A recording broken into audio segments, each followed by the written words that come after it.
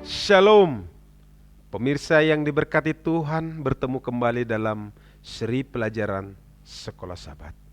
Pelajaran Sekolah Sabat pada hari Kamis 23 Februari 2023. Sebelum kita lanjutkan pelajaran ini, mari kita berdoa.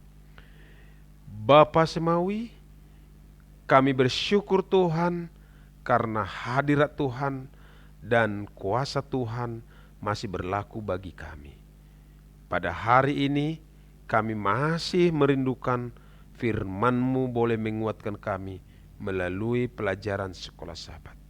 Urapi kami Tuhan, berkati kami supaya firman ini dapat memotivasi hidup kami. Berkati para pemirsa yang mendengarkan acara ini. Di dalam nama Tuhan Yesus kami berdoa. Amin. Pelajaran Sekolah Sabat kita pada hari ini mencari nasihat Allah. Ada banyak ahli manajemen keuangan sekuler di luar sana. Tetapi Allah memperingatkan kita agar tidak berkonsultasi dengan mereka untuk pengelolaan aset yang Dia percayakan kepada kita. Berbahagialah orang yang tidak berjalan menurut nasihat orang fasik, yang tidak berdiri di jalan orang berdosa, dan yang tidak duduk dalam kumpulan pencemooh, tetapi yang kesukaannya ialah Taurat Tuhan, dan yang merenungkan Taurat itu siang dan malam. Ia seperti pohon yang ditanam di tepi aliran air, yang menghasilkan buahnya pada musimnya dan yang tidak layu daunnya. Apa saja yang diperbuatnya berhasil. Itu dikutip dalam Mazmur 1 ayat 1 sampai 3. Jadi seorang yang menyukai hukum Allah, atau hukum di sini dapat dimengerti lebih luas sebagai firman Allah, akan berbahagia.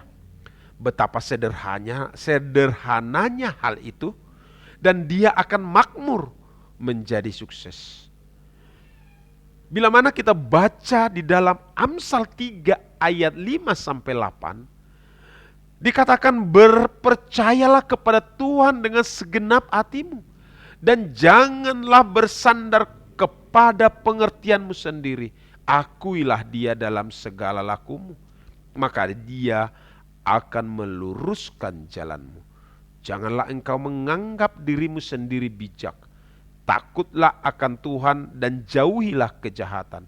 Itulah yang menyembuhkan tubuhmu dan menyegarkan tulang-tulangmu. Bagaimana kita menerapkan prinsip ini dalam perkara keuangan dasar kita? Satu gambaran umum dari nasihat Alkitabiah tentang pengelolaan keuangan memberikan kepada kita poin-poin yang sangat berharga untuk diikuti. Mari kita lihat 7 di antaranya. Yang pertama, terorganisasi, kembangkan rencana pengeluaran.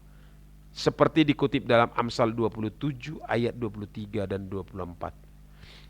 Kenallah baik-baik keadaan kambing dombamu, perhatikanlah kawanan hewanmu, karena harta benda tidaklah abadi.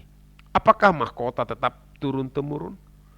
Banyak keluarga hidup dari gaji demi gaji, tanpa perencanaan sederhana untuk pendapatan, pengeluaran, dan tabungan. Hidup semakin penuh tekanan. Yang kedua, belanjakan kurang dari penghasilan. Pastikan hidup sesuai dengan penghasilan.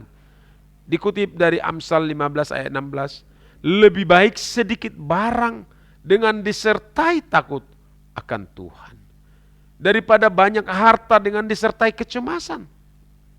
Banyak keluarga di negara-negara barat menghabiskan lebih banyak dari yang mereka hasilkan. Hal ini menjadi mungkin oleh karena tersedianya kredit dan utang.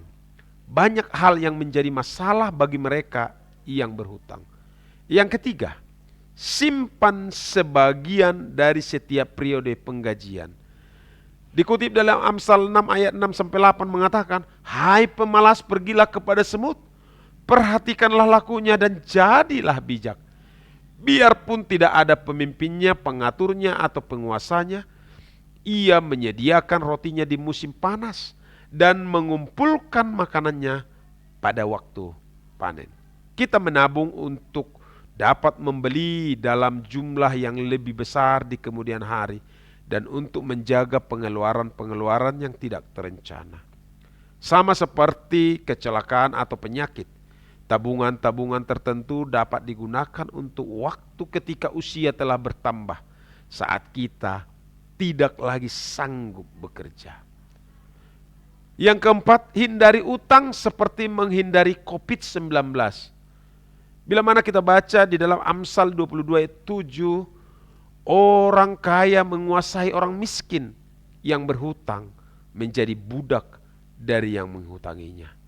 Bunga utang adalah satu pengeluaran di mana Anda boleh hidup tanpanya. Seseorang atau satu keluarga yang hidup dengan utang, yaitu hidup dengan uang pinjaman, benar-benar hidup sekarang ini dengan uang yang mereka harapkan untuk dapatkan di masa depan. Jika ada perubahan hidup terjadi, maka rasa malu keuangan yang serius dapat terjadi. Yang kelima, jadilah pekerja yang rajin. Hati si pemalas penuh keinginan, tetapi sia-sia, sedangkan hati orang rajin diberi kelimpahan. Dikutip dalam Amsal 13 ayat 4. Yang keenam, jadilah setia dalam keuangan kepada Tuhan. Ulangan 28 ayat 1-14. Tidak ada satu keluarga yang dapat hidup tanpa berkat dari Tuhan. Yang ketujuh, ingatlah bahwa dunia ini bukanlah rumah kita yang sesungguhnya. Cara kita mengatur akan banyak berbicara tentang di mana prioritas kita yang terutama. Bisa kita lihat dalam Matius 25 ayat 14-21. Di mana dikatakan, sebab hal kerajaan surga sama seperti seorang yang mau bepergian ke luar negeri, yang memanggil hamba-hambanya dan mempercayakan hartanya kepada mereka. Yang seorang diberikannya 5 talenta, yang seorang lagi 2, dan yang seorang lagi 1, masing-masing menurut kesanggupannya. Lalu ia berangkat. Segera pergilah hamba yang menerima 5 talenta itu. Ia menjalankan uang itu lalu beroleh laba 5 talenta. Hamba yang menerima 2 talenta itu pun berbuat demikian juga dan berlaba 2 talenta. Tetapi hamba yang menerima 1 talenta itu pergi dan menggali lubang di dalam tanah, lalu menyembunyikan uang tuannya. Lama sesudah itu, pulanglah tuan hamba-hamba itu lalu mengadakan perhitungan dengan mereka. Hamba yang menerima 5 talenta itu datang dan ia membawa 5 talenta. Katanya, Tuan, 5 talenta Tuan percayakan kepadaku. Lihat, aku telah beroleh laba 5 talenta. Maka kata Tuan itu kepadanya, baik sekali perbuatanmu itu, hai hambaku yang baik dan setia. Engkau telah setia dalam perkara kecil. Aku akan memberikan kepadamu tanggung jawab dalam perkara yang besar. Masuklah dan turutlah dalam kebahagiaan Tuhanmu. Tuhan memberkati kita. Mari kita berdoa. Bapa yang baik, Engkau Allah pemilik dari segala-galanya. Engkau mengatur hidup kami dengan mengatur setiap talenta-talenta kami. Mampukan kami Tuhan untuk boleh memberikan yang terbaik di hadapan Tuhan. Bahkan mengembangkan talenta-talenta kami lebih baik lagi untuk memberikan segala kasih dan kemurahan-Mu kepada setiap orang yang rindu menerima kemurahan-Mu. Terpujilah Engkau Tuhan atas segala kasih sayang-Mu. Jadilah kehendak-Mu, di dalam nama Yesus Kristus kami berdoa. Amin.